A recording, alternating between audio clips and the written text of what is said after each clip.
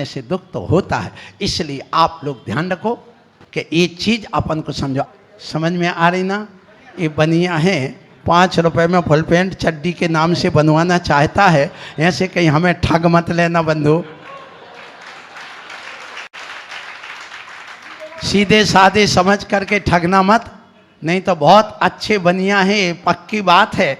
एक बात और कहूँगा, मैं जब चतुर्मास करता हूँ मैं साहजी बिल्कुल बिना कहे ऐसे ही चला जाता, मंच पे भी चला जाता हूँ। कोई ने कहा हमारा चलो तो 1 मिनट में उनका 1 श्रीफल चढ़ाए, मैं हाँ कह देता हूँ, जाता हूँ। लेकिन वे मुझे ठग लेते हैं। कैसे ठगते हैं वो भी बात मैं कर दूँ, क्योंकि कल से तो आप तत्व की बात, आत्मा की बात तो सुनोगे। पंचम काल की बात अभी सुन रहे हो। पंचम काल का धर्म कैसा है ये बता रहा हूँ मैं आपको। सो क्या हुआ, एक किसान था, उस किसान ने एक भगवान को प्रसन्न किया, खूब बार बार जा जा करके, जैसे चीपी टोला आगरा वालों ने बार बार यहाँ से प्रेशर मिला, गया तपोवन, महाराज चलो, महाराज चलो। बिल्कुल बैठे लोग सब, चलो महाराज, हाँ ठीक है। फिर इसके बाद ग्वालियर आ गए, महाराज चलो ठीक है। सोनागिरी आ गए, हाउ चलो।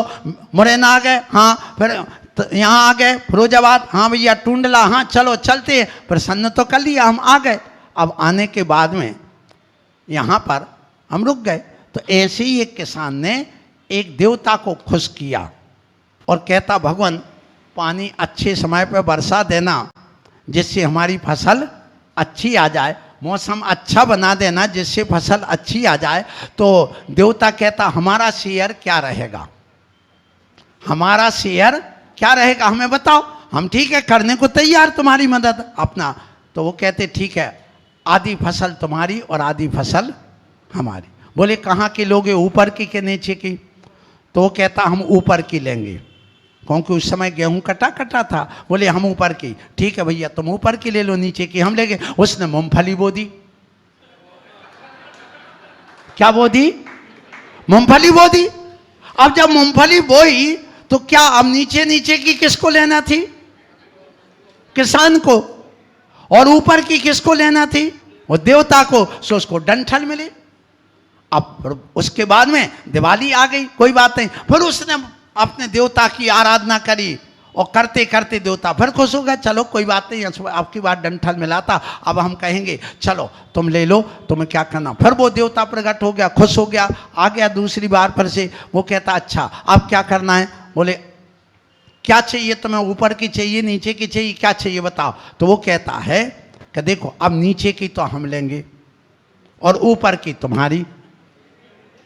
तो उसने गेहूं बो दिया। अब वो फिर बुद्धू बन के रह गया, उसको कुछ नहीं मिला। फिर इसके बाद में अब पूरी बरसात आने को थी, अभी गर्मी बहुत आ गई, उसने गेहूं काट लिया, निकल गया। फिर इसके बाद में फिर उसने देवता को खुश किया, देवता फिर आ गया, प्रसन्न हो गया। कौन वे सीधे साधे होते तो वे जल्दी मान जाते। आ गए, बोले बताओ क्या करना है। बोले अब क्या करें? बोले ऐसा करो, तुम्हें जो चाहिए वो ले लो। बोले आप देखो ऊपर की भी हमारी और नीचे की भी हमारी और बीच की तुम्हारी। बोले हाँ ठीक है, ये भी तैयार है। तो उसने मक्का बो दी।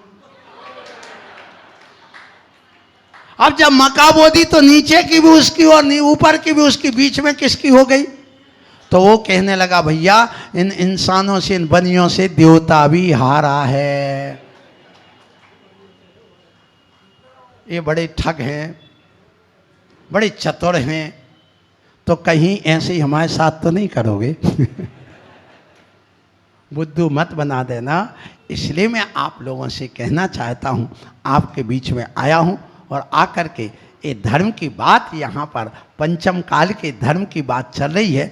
इसलिए इस पंचम काल का धर्म क्या है आपको आत्मा की अनुभूति नहीं हो रही, मुझे पता है। आप रात्रि भोजन त्याग करिए, बाहर की अभक्ष वस्तुओं का त्याग करिए, आप शराब आदि नशीले पदार्थों का त्याग करिए। यद्यपि पीते नहीं है जैन, ये मुझे पता है। दुनिया में सर्वश्रेष्ठ समाज यदि है तो जैन समाज है। जैन समाज कोई मांस नहीं खाती, ये भी मुझे पता है। अंडे नहीं खाती। मान लो भूल से कहीं आ जाए तो संकल्प ले लो कि हम नहीं खाएंगे, शराब नहीं पिएंगे, तो तुम सच्चे जैनी कहलाने लगोगे और तुम्हारा कल्याण का, मोक्ष का मार्ग प्रशस्त हो जाएगा। हर्रा लगे न फटकरी रंग चुकवा दो। इसमें क्या जा रहा है? तो इस संकल्प ही तो लेना है। आपकी शादी हो गई, नियम ले लो, अब जब अपनी पत्नी है, हम पराई नारी से कोई संबंध नहीं रखेंगे, हमारा कोई संबंध नहीं, बस तुम्हारा धर्म हो गया। फिर इसके बाद में हम जो धन कमाएंगे, लेकिन न्याय नीति से कमाएंगे, अन्याय अनीति से नहीं कमाएंगे, सो तुम्हारा धर्म हो गया। इसी प्रकार से आप सुबह से उठते हो, नहाते हो, तो नहाना इसलिए कि मुझे मंदिर जाना है, तो आपका नहाना भी हो गया, मंदिर जाना भी हो गया, सो आपका धर्म हो गया। हर्रा लगे ना फटकरी रंग चोखवाए। आप घर आए,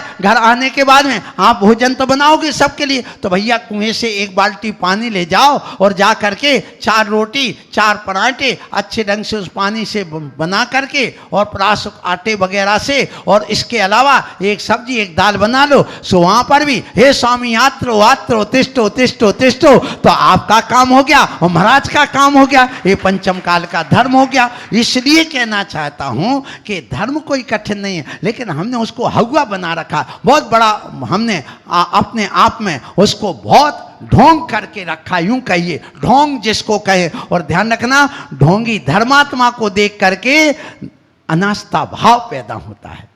आज जो अनास्था भाव क्यों पैदा हो रहा है? क्योंकि ढोंगी जब धर्मात्मा देख ले, कह रही ये काय का धर्मात्मा, यहाँ तो बड़ी बड़ी बातें कर रहा, वहाँ ऐसे काम कर रहा, ये काय का महाराज, यहाँ दूसरों को तो बड़ा अच्छा अच्छा उपदेश दे रहा, और स्वयं एसी में रह रहा, बढ़िया गरम गरम बनवा के खा रहा, तो क्या कर लगता, अरे ये तो ढोंगी महाराज हैं, क्या मतलब इससे अच्छे तो हमें। तो मतलब तुम्हें इस मुनि के प्रति अनास्था भाव हुआ कि नहीं? इसलिए खुद ढोंग मत करो, ये ढोंग मत दिखाओ, चाहे वो चौके में हो, चाहे पूजा में हो, चाहे मंदिर में हो, कहीं पर भी धर्म वास्तव में अपने हृदय से करिए तो बहुत अच्छा होगा।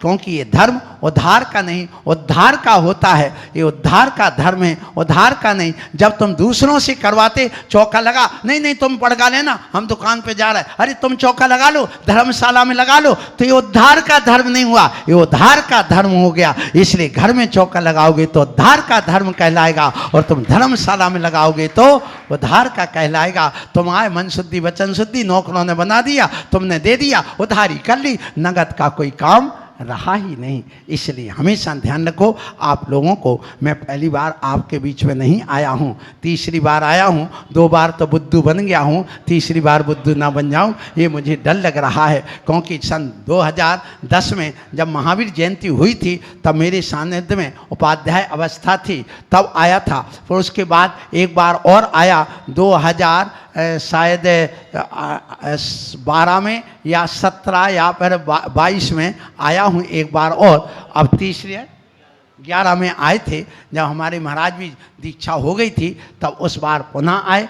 इसलिए मैं कहना चाहता हूँ कि आप लोग अपने इस आत्म धर्म को समझना, और आत्म धर्म को समझ करके अपने आप में ये चूहे का काम मत करना। चूहे का काम क्या है? कतरने का है। तो चले अंदर कतरनी, क्या करेगी हाथ की माला, मरी जब तक न इच्छाएं, मिले ना मुक्ति का प्याला। इस बात का ध्यान रखिएगा, और कल बाकी बात हम करेंगे। आप अपने जीवन में शांति रखिए, जितना पसीना आएगा उतनी ठंडक मिलेगी, और जितने ठंडक में रहोगे उतनी गर्मी मिलेगी। इसलिए ठंडक में रहने के अपेक्षा परिचय जय करो, बहुत अच्छा होगा। इसी भावना से बोलो महावीर भगवान की। आज लोग दुनिया की शांति की बात करते हैं, आज लोग देश में शांति की बात करते हैं, आज लोग समाज में शांति की बात करते हैं, लेकिन क्या परिवार में शांति है? और यदि परिवार में भी शांति है तो क्या दिल में शांति है? तो शांति की बात कहाँ से की जाए?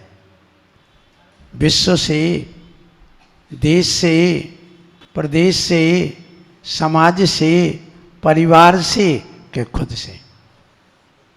बस शांति प्रारंभ की जाती अपने दिल से, स्वयं से। अब यदि दिल में शांति नहीं है तो तुम दुनिया में कहीं चले जाओगे, तुम्हें शांति नहीं मिलेगी। जिसके दिल में शांति नहीं है वो दुनिया के किसी भी कोने में चले जाए, उसको कहीं शांति नहीं मिले।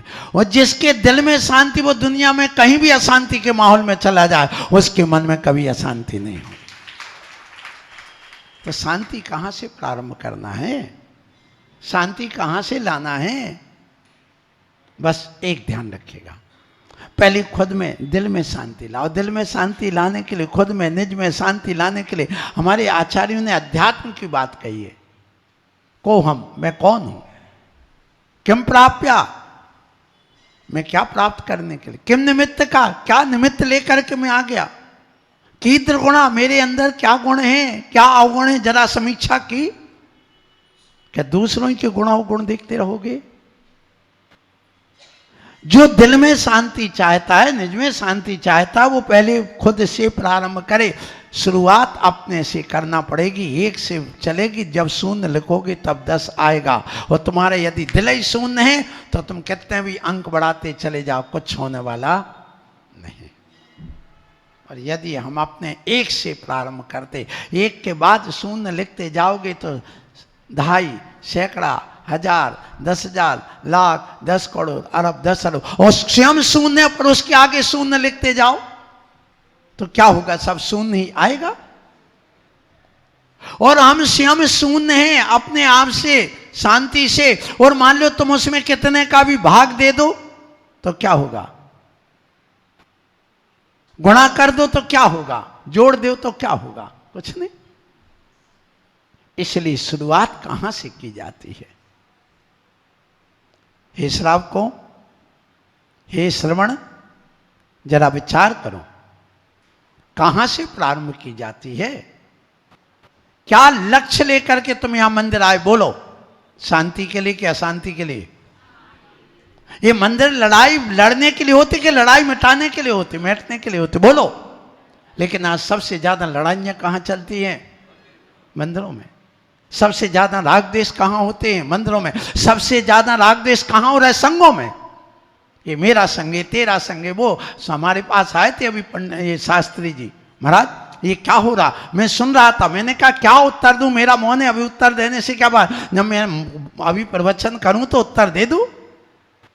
बताइए शांति कहां है? इस माइक में शांति है, समाज में शांति है, मंदिर में शांति है, पंखा लगाने से शांति है। तुम सब कुछ लगा लेना, एसी में क्या, फ्रिज में भी घुस जाना तो शांति यदि तुम्हारे मन में नहीं है तो तुम्हें शांति नहीं आएगी। और ध्यान रखना, यदि मन में शांति है तो तुम्हें भट्टी में भी रख देंगे तो तुम्हें शांति मिल जाएगी। शांति कहाँ है, बस ये ध्यान रखिएगा। प्रारंभ कहाँ से किया जाए, वो कौन सी इबारत है जहां से प्रारंभ की जाए, बस ये ध्यान रखो। इसलिए मंदिर क्यों आना? शांति के लिए। साधु क्यों बनना? शांति के लिए। और यदि तुम यही सब करते रहे तो भैया घर में रहना, मंदिर मत आना। वो घर अच्छा है इस मंदिर से, वो दीक्षा लेने से घर अच्छा है। मैं कहूंगा मत लेना भैया जी। यदि मन में शांति हो तो दीक्षा का श्रीफल चढ़ाना, और मन में यदि अशांति है, मन में ख्याति पूजा लाभ है, मन में तेरा मेरा है, मन में अभी घर बसा है, तो मत लेना, कुछ नहीं गया। अभी कहते कन्या अपने घर में है। और यदि आए हो, हर व्यक्ति जब दीक्षा के लिए आता है, जब कोई घर से निकलता तो बड़े सपने सजोता है, जब शादी करता बड़े सपने सजोता है, बड़ा प्रेम करूंगा, गले लगाऊंगा, ऐसा करूंगा, वैसा करूंगा। और शादी के 1 महीने नहीं होते और युद्ध चालू, महाभारत चालू हो जाता। क्या है ये? इसका मतलब आत्मा में शांति नहीं है कहीं पर भी। इसलिए आचार्यों ने कहा पहले अध्यात्म, आत्महिदम कादम्बम, पहले आत्मा कहे तो आत्मा की शांति, आत्मा का कल्याण, आत्मा में रत्नत्रय है, आत्मा में विशुद्धि बोलाओ पहले, बाद में दूसरों की बात करो। यदि दूसरों की बात करते तो तुम मूर्ख हो, और यदि तुम जड़ की बात करते तो और महामूर्ख हो। आदिदम कादम्बम परहितादु, बस क्या है ये? विचार करना। जो अपनी आत्मा की बात करता है अच्छी बात है। इसलिए पहले शुरुआत करो, एक इबारत लिखो अपने से कि मैं कसाय नहीं करूंगा, मैं अपने आप को समझूंगा, मैं कौन हूं, कहां से आया हूं, मेरा उद्देश्य क्या है, मैंने कौन दीक्षा ली है, क्या उद्देश्य है दीक्षा लेने का। यदि तुम्हें यही है कि ये क्या कर रहा वो क्या कर रहा, तो तुम्हारी दीक्षा कोई काम की नहीं, व्यर्थ है, सब बेकार है। दीक्षा खुद को देखने के लिए, खुद को समझने के लिए, खुद को परमात्मा बनाने के, दूसरों के लिए बनाने के लिए। बताइए, जो अपने खुद को भगवान नहीं बना सकता वो दूसरों को क्या बनाएगा? वो तो शैतान बना देगा। ये ध्यान रखना। तो किसको बनना है? पहले भगवान। भगवान ने दीक्षा ली, सबसे पहले क्या किया? प्रवचन ऐसा चालू कर दिया कि मौन रह करके सबसे पहले उन्होंने अपना केवल ज्ञान प्राप्त किया, खुद को सुधारा है, खुद को संभाला है, खुद को निखारा है, खुद को परमात्मा बनाए कि दुनिया को बनाने चले। बोलो। तो दीक्षा के लेने पहले, दीक्षा के पहले क्यों दुनिया की बात है? विचार करना।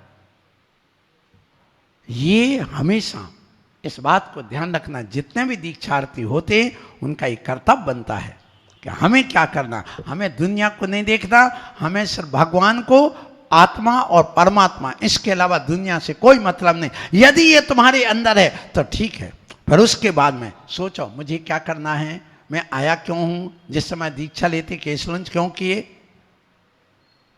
कपड़े क्यों उतारे कि मुझे एसी मिलेगी, मुझे कूलर पंखा मिलेगा, मुझे हीटर मिलेगा, इसलिए। तो फिर काय को तारी, वहीं रहते ना, काय को आए? फिर श्रवण बनने के पहले ये सोचना पड़ेगा, अन्यथा ये श्रवणत्व समाप्त हो जाएगा। हाँ, और यदि कोई बन गया है और ये गलती कर रहा तो उसकी ओर मत देखो। अरे भैया पिछली कमंडल ले लिया, घर आज से छोड़ के आ गया है, बस इतना ही पर्याप्त है। उसने कितना पुरुषार्थ किया, आज की दुनिया कहाँ जा रही है, कितने लिव इन रिलेशन में रह रहे हैं, कितने बार खा रहे हैं, क्या क्या खा रहे हैं, कैसी उनकी चर्या है, कैसा जीवन जी रहा है। यदि यहाँ आ गया है, एक बार भोजन कर रहा है, रह रहा है, तो कितना अच्छा। उसने कम से कम घर तो छोड़ दिया। गुण ग्रहण का भाव क्यों नहीं रहता है? ये क्यों नहीं आता है? ये क्यों कहते हैं साधु को नमस्कार मत करो, उनको नमस्कार करो, इनके पास मत जाओ, उनके पास जाओ, वो ऐसा है वो ऐसा। ये देखने के लिए साधु बने क्या? विचार करना। इसलिए शांति की बात चली। पहले शांति किसमें हो? आत्मा में। कब आएगी? जब हम परमात्मा के दर्शन करेंगे। भगवान मौन बैठे, आप मंदिर में गए, उनने कभी किसी को कुछ नहीं कहा।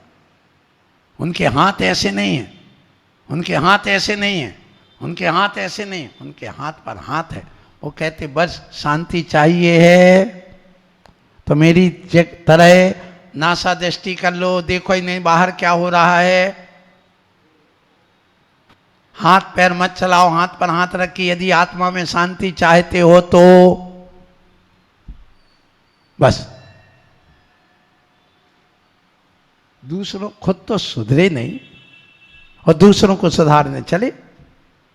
ये आज की स्थिति हो रही है। इसलिए मैं आप लोगों से कहना चाहता हूं, खुद सुधर गए तो दुनिया सुधर जाएगी, खुद निखर गए तो दुनिया निखर जाएगी। अरे दूसरों को संभालने में समय बर्बाद मत करो, खुद संभल गए तो दुनिया संभल जाएगी।